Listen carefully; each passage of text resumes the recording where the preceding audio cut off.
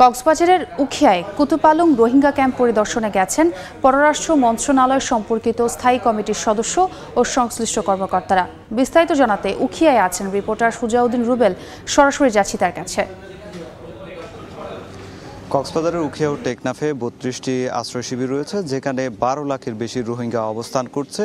এই রোহিঙ্গা ক্যাম্পের পরিস্থিতি এবং রোহিঙ্গারা আসলে কি অবস্থায় আছে, তাদের সব কিছুর অবস্থা জানতে পররাষ্ট্র মন্ত্রণালয়ের সংসদীয় কমিটির স্থায়ী সদস্যরা যারা রয়েছেন, তারা রোহিঙ্গা ক্যাম্পে এসেছেন।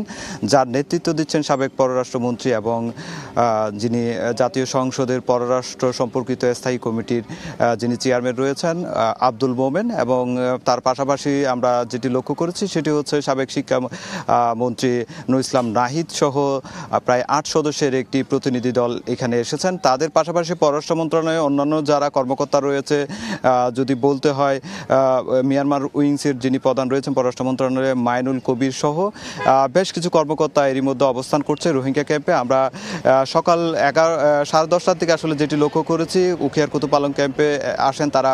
সেখানে রোহিঙ্গাদের যে ডিস্ট্রিবিউশন যে কার্যক্রম, খাদ্য যে বিতরণ, সেই কার্যক্রমগুলো পরিদর্শন করেন এবং দীর্ঘ সময় সেখানে ছিলেন। সেই পরে এখন ক্যাম্প 5-এ এসেছেন। সেই 5-এ এখন প্রায় 50 জনের অধিক যে রোহিঙ্গা প্রতিনিধি দল রয়েছে, তাদের সাথে বৈঠক শুরু হয়েছে। তাদের বৈঠকের মাধ্যমে আমরা যেটি লক্ষ্য করেছি সেটি হচ্ছে তাদের কি সমস্যা বা তারা ফেরত যেতে চায় কি না, বা ক্যাম্পে কোনো ধরনের অসুবিধা হচ্ছে না, সেই বিষয়গুলো আসলে জানতে চেষ্টা করছেন কমিটির সদস্যরা। এবং তারা সেটি আমরা দেখতে পেয়েছি, সেটি নোট করছেন।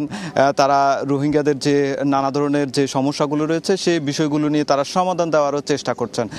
তবে এখানে যে ক্যাম্প 5-এর পর তারা যেখানে ট্রানজিট ক্যাম্প করা হয়েছে, যেটি আসলে রোহিঙ্গা প্রত্যাবাসন ঘাট হিসেবে পরিচিত, রোহিঙ্গাদের যেখান দিয়ে ফেরত পাঠানো হবে সেই ঘাটগুলো পরিদর্শনে যাবেন।